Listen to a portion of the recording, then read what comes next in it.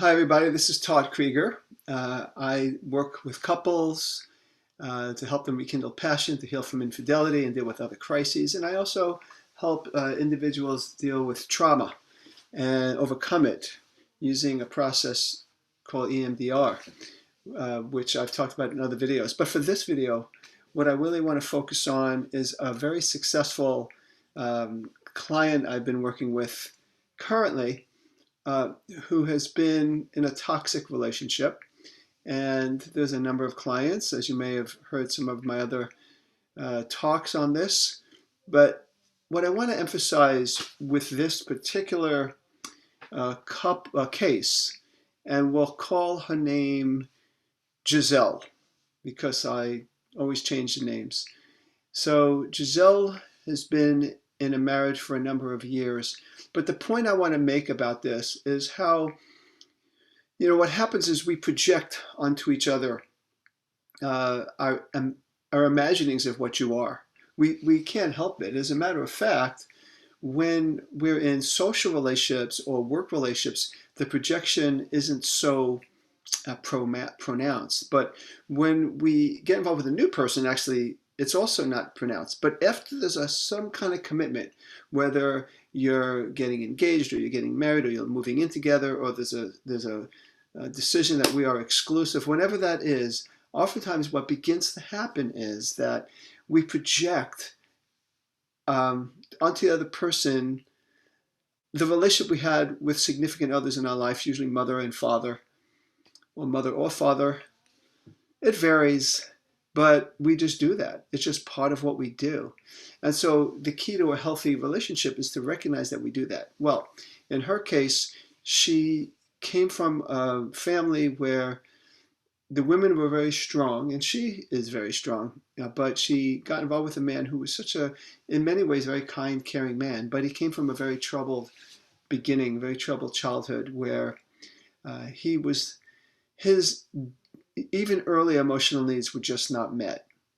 So this may be someone you know's story or your own story, but when she got together with him, there were some flags. I wouldn't say red flags, but yellow flags, like slow down, there's something here. He seems to sometimes get angry over certain things. He seemed to find ways to create distance between her and and he definitely had some troubles connecting. But he managed those things, and he was able to get by. And she was, and this is what people do when they're in toxic relationships, they kind of overlook the little things because they see the good. They see the good. People that are in toxic relationships, that are victims of toxic relationships, oftentimes are very kind people. And they see the good, and they're able to tolerate maybe more than they should. But once they got married and they had a child, he got angrier and angrier and angrier. He would blow up over just about anything that caused him any discomfort. And as we know, committed relationships cause discomfort at times. We have to put aside our needs for somebody else's needs. We need to, now you have a child, you gotta be mature, you gotta be an adult. And so as he got deeper into this commitment with her, he got angrier and angrier. And he has ranted on her for a long time sometimes, and it would traumatize her, devastate her. And when I started seeing her a couple of months ago, some of the things I heard from her is, I feel broken, I'm feeling lost. I'm feeling like I lost myself.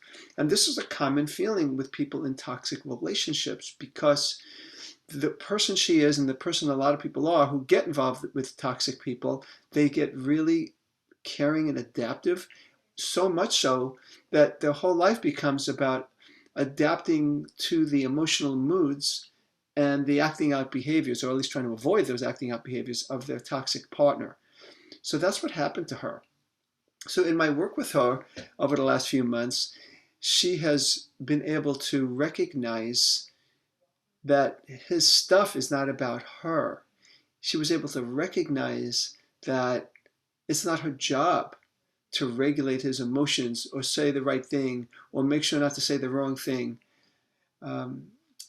she has a right to be human, that sometimes she is doing well and she's happy. Sometimes she'll have tough days. She's tired with the little child and she's down about something.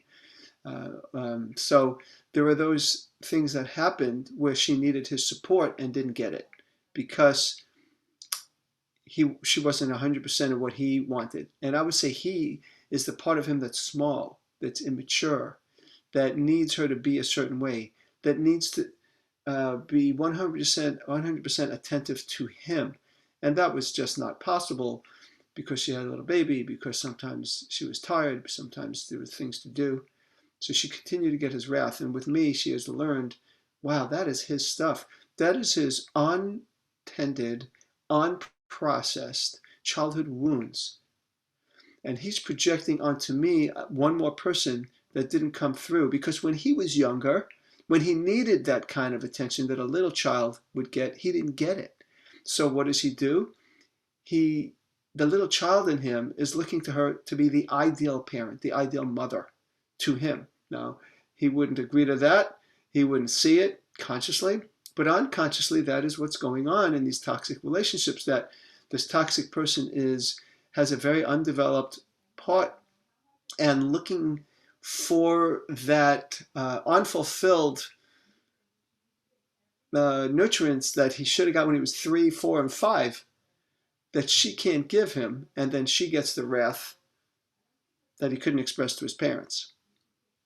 So that the more she realized it, the more we did some therapy, including EMDR, of course, which I think is wonderful to target those traumatic moments where it was one more way she was abused emotionally or verbally.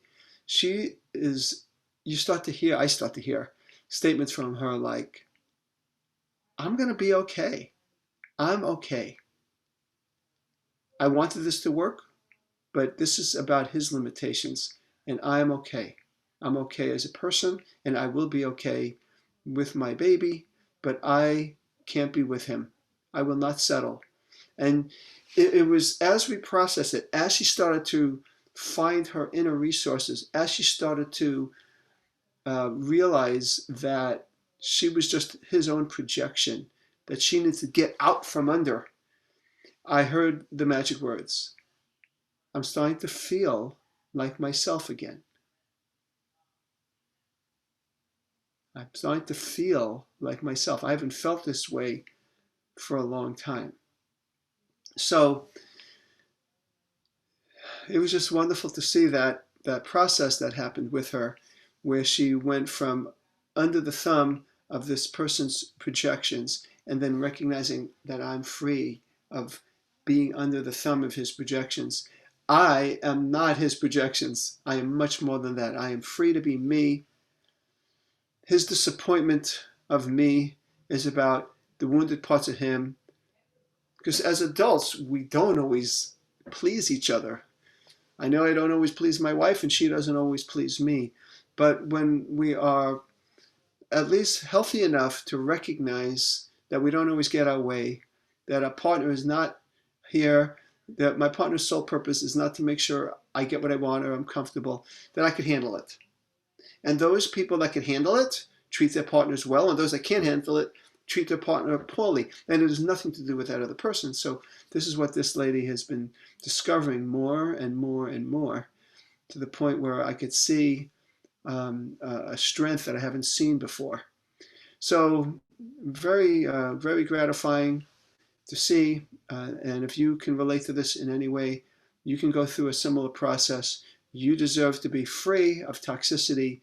You deserve to know that you're treated well, even if there are times where you displease him or her, because that's just the nature of relationships. And it's up to the other person to handle it. It's not up to you to overmanage that other person. It's up to the other person to handle life on life's terms. And you can't overcompensate for the toxic person's lack. Anyway, that's all I wanted to say about that. And I wish you well. This is Todd Creager, making the world safe for love.